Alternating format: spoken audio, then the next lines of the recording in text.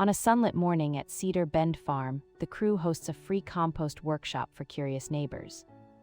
Old Rooster Captain Cluck stars as the unlikely instructor, guiding kids through turning leaves, coffee grounds, and eggshells into soil magic. Between shouts of laughter, the team solves a surprise irrigation hiccup with a clever siphon and plenty of team cheers.